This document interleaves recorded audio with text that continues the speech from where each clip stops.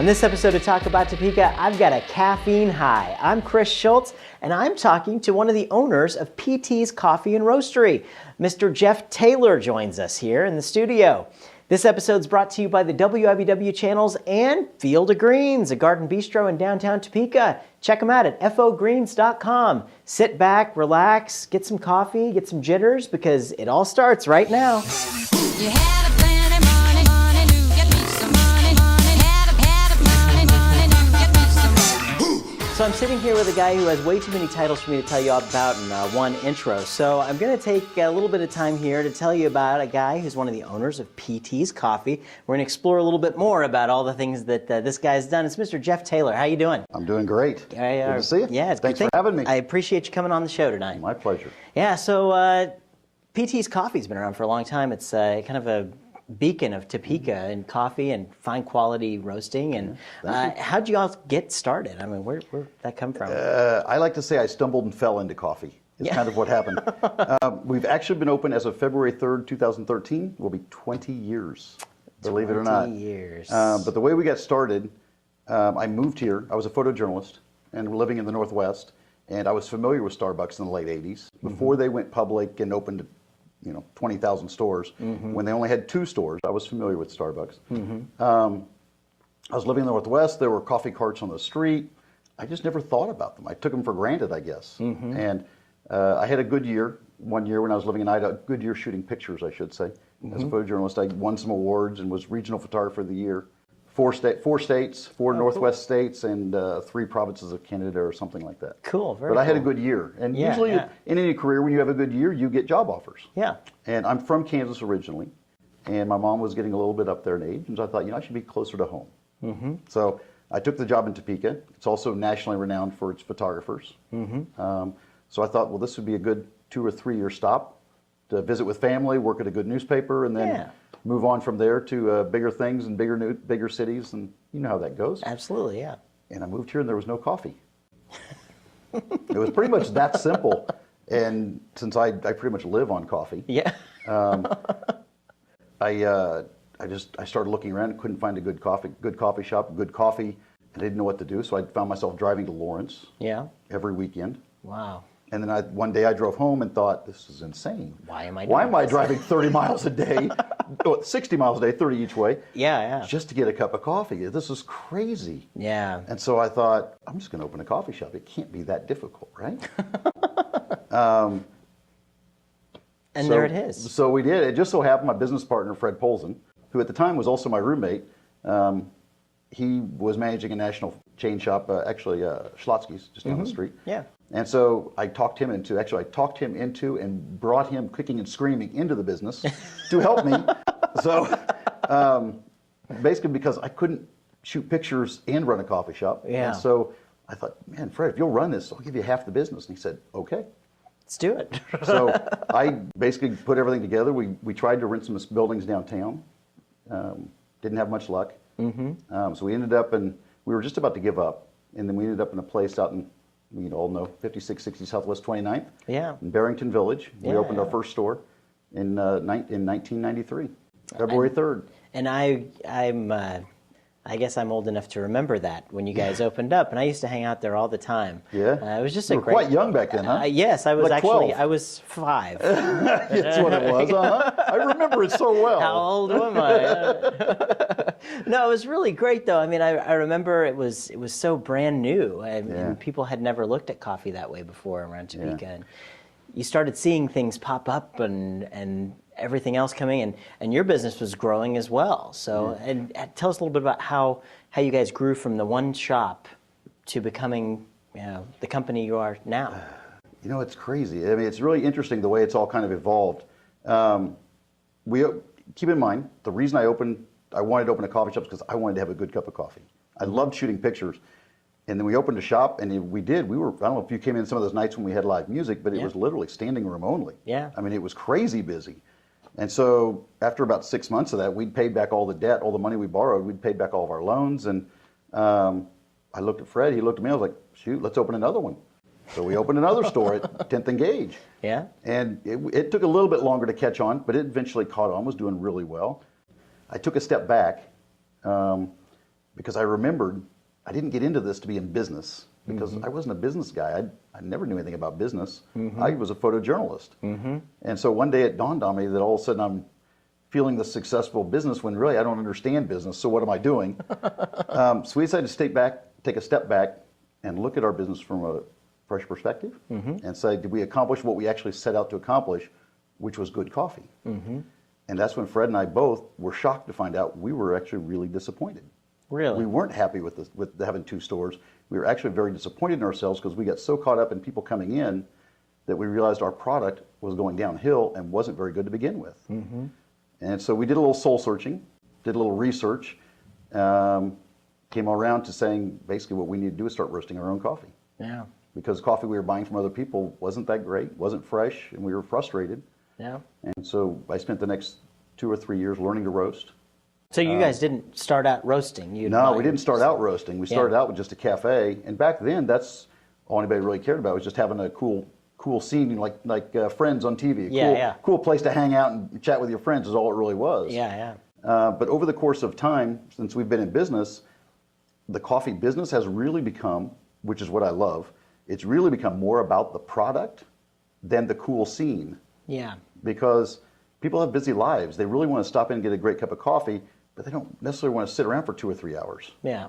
And so we try to provide comfortable places, but most importantly, we try to provide a great cup of coffee. And so that's what's been driving us ever since. Wow, that's a great story. I think you have to realize that, as you guys did. It's not something you think about, but you do have to step back and put yourself in, how are we doing, and really look at that. Are we really achieving what we set out to do, or did we get distracted along the way? Yeah, that's a really important question that I think as business people need to look at all the time. Agreed. I can honestly say, there's an old saying that business people say they've made every mistake in the book. Actually, I actually have. I've got that book, and I've checked them all off my list. Good. I've made every one of those mistakes, a couple of them twice. But well, you have to, I think, really, to make it what it is. Exactly. If you didn't do that, then somebody else could have done it. That's right. So that's I true. think lots of other people could have done it and probably have. Yeah. And that's okay too. Yeah, but you guys are you're selling all over the place. I mean, are. It started out as Topeka, but what kind of area are you guys servicing right now? Right now, our fastest growing markets are actually on the East Coast. In New York, Philadelphia, and DC. We're doing very well. Yeah, that's where we're having lots of fun. It's meant a few trips out there, meant a few trips back east to walk the streets of the cities, which has been interesting for a Kansas boy who's not that familiar with the city streets. But it's been interesting, and I've actually really enjoyed it. Yeah. So I think it's amazing. I mean, when you live here in Topeka, you don't think that people from outside of here have or want to get anything that we have. And the fact that you have a product that you started here, and now you've got people knocking on the door in New York. I have a different take on that. Yeah? Because I think everybody here should understand we have a lot of things that have come from here. And I don't just mean Kansas, I mean Topeka. Yeah. Payless Shoes, hello, known worldwide. Yeah. It started right here in Topeka. Pizza Hut. One of my favorite stories when I go to, because I haven't told you that part yet, but I also travel now to buy coffee. A lot of people in Topeka know that. I think I tell everybody. But when I go to El Salvador, when I go places, and they say, "Where's Topeka?" That's something I do get all the time. Is where's Kansas? Yeah. I mean, if you live in El Salvador, Guatemala, or Colombia, they don't know where Kansas is. They know where the United States is. But they'll say, "So where's Topeka, Kansas?" And I'll say, "Well, Payless, right?" And they're like, "Oh yeah, it's right over there." It started in Topeka. Topeka's right in the middle of the United States. Yeah. And so we actually have a lot to claim as a quote unquote claim to fame. Yeah, absolutely. The city has a lot to be proud of and should keep building on it. They should. Well, what do you think, from your worldly experiences, and it's not just, you do travel outside of the country all the time. You see a lot of different examples of communities. What do you think, Topeka needs to do to ensure its greatest success for the future? I mean, if you're going to hand it over to the next generation of Topekans later, like what would you want to do now? I think if I knew, I would certainly doing it? I'd certainly be trying to help a lot more. I don't have an answer for that, honestly. I don't. I think we got some smart people in Topeka who are all working on it, and I'll let them keep working on it because I don't think it's an easy answer. No, it's not. It's really not an easy answer. And I think people just have to continue doing what they do best and doing it best. They care about the community. Yeah. Care about the people around you, care about the community, and that's all it really boils down to, I think. Yeah. And keep building it. Well, and Topeka has withstood a lot of storms, I think, as you look at the rest of the country, the rest of the world, and everything that's gone on in recent years. So Topeka's been a pretty good place to Pretty stable. Be. Yeah, yeah. I agree 100%. Not so bad. Very stable. And speaking of back to Topeka and your company, all the things that you guys are doing here, like you bring in national people, and you've won some national awards, and tell us a little bit about all that. Well, as many know, we won Roaster of the Year 3 years ago now. That was good. I met a lot of people through that. Yeah. It's amazing how many people worldwide were aware who we were because of that award. And so I got to meet a lot of nice people around the world, a lot of good friends. And one of the things we're doing, we're having an event that we created. We're calling it the Flatlanders Barista Competition, or Barista Cup. Flatlanders Barista Cup. And it's actually a team competition. As most of you know, if you go to a coffee shop, it's about the coffee, but it's also about community. Yeah. And people who are in the coffee business feel the same way. We're all looking for community. And when we're coffee geeks, it's hard to find a lot of other coffee geeks around. You know, we're a minimal group. You know, and so we decided to have this event and invite baristas from other coffee shops around the country. We have people coming from Philadelphia. We have a guy, the national barista champion from Canada, is flying into Topeka to spend the weekend with us. Wow. We're actually bringing in the world barista champion from 2011. His name's Alejandro Mendez. Cool. He's a good friend of mine. Used to work at a cafe I'd visit when I'd go to San Salvador. Cool. That's what's so fun. I've known this kid since he was just working behind the counter, just happened to be serving coffee, and now to see him as the world barista champion, literally he's been to Japan, I think, 8 times. He's been to Australia. He's been all over the world representing the specialty coffee industry, and he was a barista just like every barista that works for us. And it's so fun to see him grow and learn. And now he's been kind enough to show me a gesture by coming to visit, which I'm very happy about, very proud of. I'm very Absolutely. happy. And he is coming, and his boss is coming, Lico, who was his trainer. Wow. They're both coming to visit. Wow. Yeah, that's next week. And we're also bringing in 3 coffee producers. Wow. To talk to people in Topeka and to talk to our customers about what we go through in buying coffee and what they go through, because people forget we're in a farming state. Coffee is an agricultural crop. Yeah. I'm in the farming business is what I'm in. Yeah. I know you don't think of it because you think of it as coffee cafes. Yeah, yeah. I'm actually in the farming business. Yeah, I work that's with true. farmers on a regular basis. That's what we do. Wow. And it's fascinating to me, you know, because there's a real connection there. You just don't think about that. You don't see it that way because cafes tend to be kind of, I don't know, a place to get away, a place of community, and you have a cup of coffee and sit back and read or whatever, but it's about the product is an agricultural product. And so it's been fun for me to bring them here and chat about the farms around here. It's going to be a lot of fun. Tell us a little bit about, you have a new website being launched here. Tell us about what that is. Among other things that are going on with the Flatlanders Barista Cup, all that, we've actually been working on a new website for the past 8 months, and it's launching, actually it launched last week, so we're very excited about it. Excellent. So go visit ptscoffee.com. What's down the pipeline for PT's Coffee? You mean after next week? Yeah, pretty much. Actually, we have a lot of plans, but nothing I can really talk about right now. So it's right now I'm just focused on getting through next week. That's the story of my life, really. I'm telling you. I'm so looking forward. This is going to be so much fun, though. I mean, Pete Licata, who's a barista that used to work for us and got second place in the World Barista Champion, actually. Unfortunately, not when he was working for us. He moved to Hawaii to work for a coffee roaster over there, and he got second place in the World Barista Competition that year. Yeah. But he's coming back next week, too, so we're excited to see our old friend Pete again, too. Excellent. Yeah. Well, I'll tell you what, as a guy who started here and made it here, what do you have for advice for the people that are thinking about getting out and doing something like you did? You know, what advice do you have for them for the future? It. Just love it? Love it and be passionate about it. You know, it's fun. I don't have answers. I don't have that. I just know I get up every day and I love what I do. And I think if you love what you do, you're more eager when you get out of bed in the morning.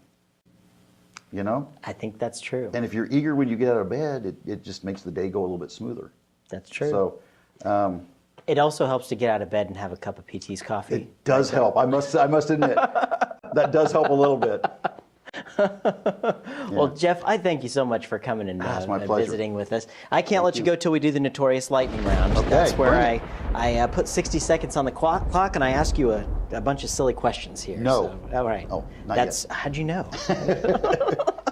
All right, let's go. What's your favorite kind of food? Oh, that's a good question. I don't have one. Have you seen me? I like food. So that would be my favorite kind. All of the above. Yeah, all of the above, exactly. All right, and let's see, paper, rock, or scissors? Rock. I'm sorry you lost. Figures. There you go. Let's see, what's your favorite color? Brown. Okay. Paper or plastic? That surprise you, brown? No, not at all. There you go. Paper. Every day, paper. I figured that, you know. Always on the paper. Let's see, in your opinion, what was the greatest movie ever made? Ooh. You know, I love Field of Dreams. I'm also a sports junkie, too. And I love the movie Field of Dreams, but there's been a lot of really good movies, so I don't know. But Field of Dreams would be right up there. Casablanca's a great one, too. That's a classic. That's very true. What'd you have for lunch today? I didn't eat lunch today. See, working through lunch. I know. I think I may have had one slice of pizza. Let's see, and what's your favorite television show to watch every Tuesday night at 9:30 on my TV? This would be it. Talk about Topeka. Hey, there we go. Hey, thank you so much, Jeff. I really appreciate you coming by today. Thanks for having me. Absolutely.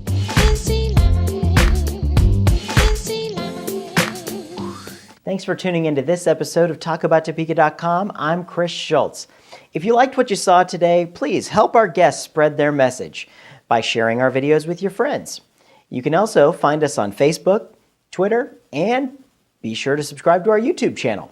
This episode of Talk About Topeka was brought to you by the WIBW channels and Field of Greens, a garden bistro in downtown Topeka. Topeka's #1 salad bar, according to me.